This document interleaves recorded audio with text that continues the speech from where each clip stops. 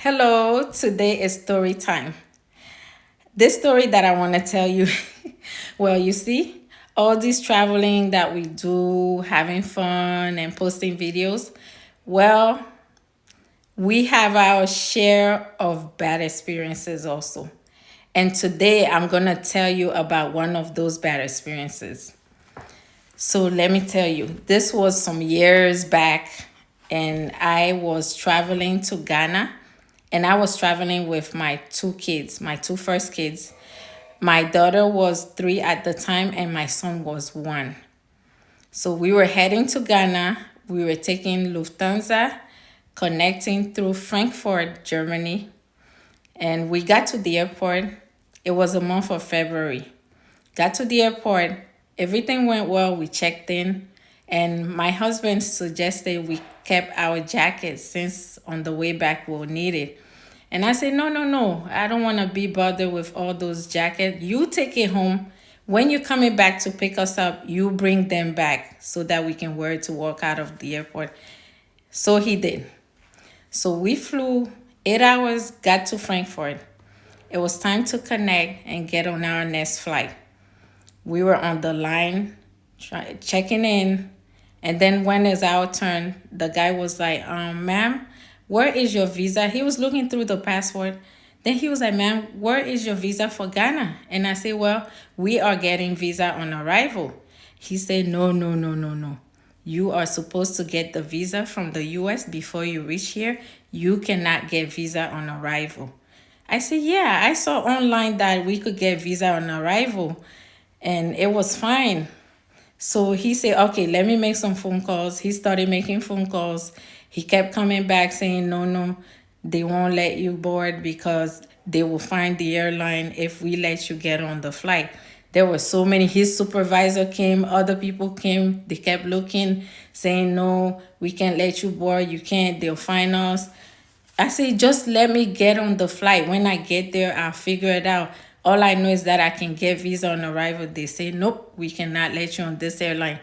Either you can go back to the US and get the visa and then you come back another day, or you can go to the Ghana embassy here in Germany, which is in Bonn, and that is 5 hours train ride. I said, what? Are you kidding me?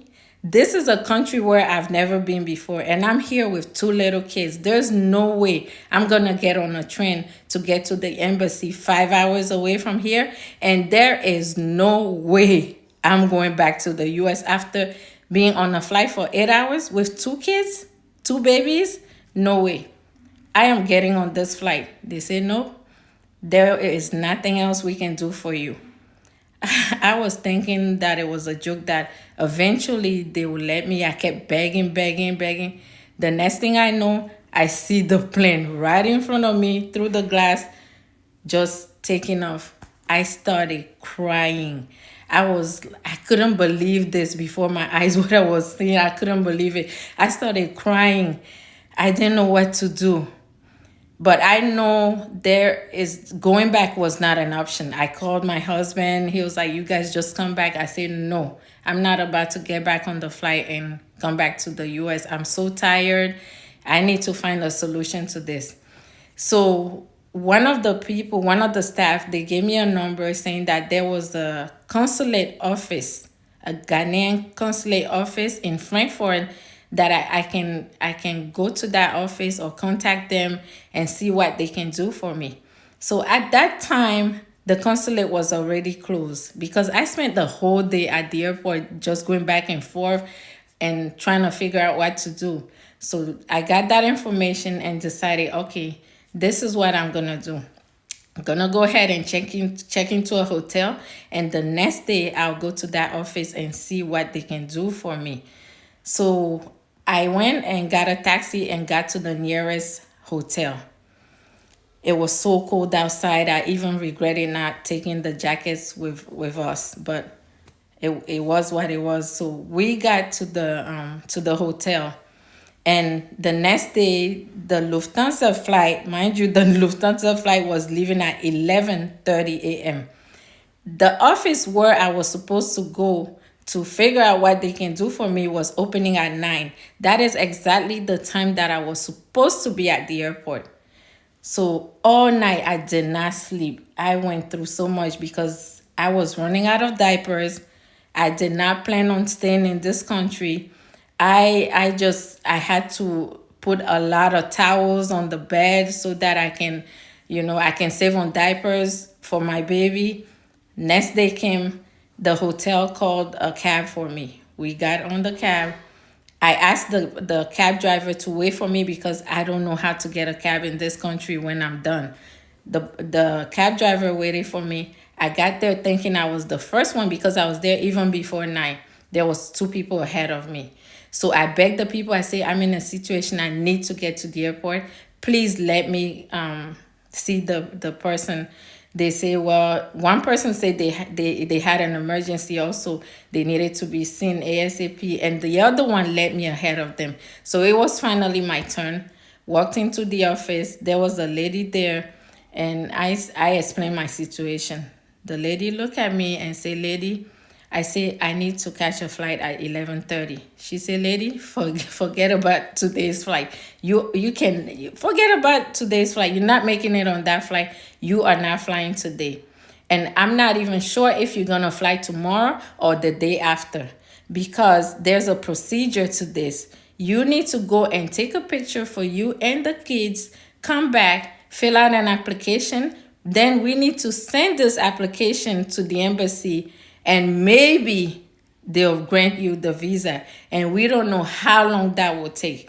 So all I can ask you is to go and take pictures and come and fill out the application. I started begging her. I was crying in front of her. I said, please help me. I need to get to Ghana. She said, well, there's nothing I can do. That's the procedure. So I thanked her and I walked out of there. When I walked out of there, I had no idea what to do. I said to myself, I cannot stay in this country another day. I said, there's no way I'm going to stay. I felt like I was struggling so much.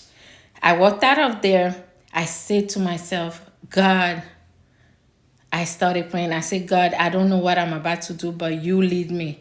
Just help me. Whatever I'm going to do, I put everything into your hands. Came out, got in the cab. Then I told the cab driver, take me to the airport.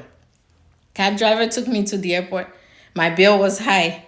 I didn't have a choice. I paid the cab, got to the airport, got to the counter. There was a guy there. There was no passengers.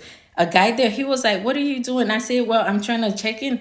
And he was like, well, the gate is already closed. I said, I have to catch this flight. He said, we're not checking in anymore. I said, well, I don't have my bags. I already checked in my bag. My bags were checked in since yesterday, but I need to catch this flight. He said, well, if you don't have your bags, let me see what I can do. Give me your passport real quick, real quick. I gave the passport, and then he just started printing the boarding passes real quick. He gave me the boarding passes with the passport. He said, run, run, run, run. Hurry up. Go through security. They are boarding right now. If you run, you can make it. I had the stroller. I had the other child.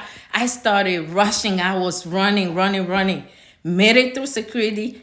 Got to the gate. I was like, oh, God, this guy didn't even look for the visa. He didn't even ask for the visa. And here I am with the boarding pass. Now to the gate. There's a long line.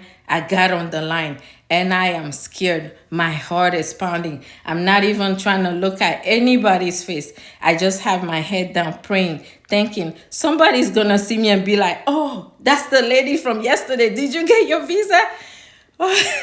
So I'm on the line, and then it was my turn. I hand in the boarding pass.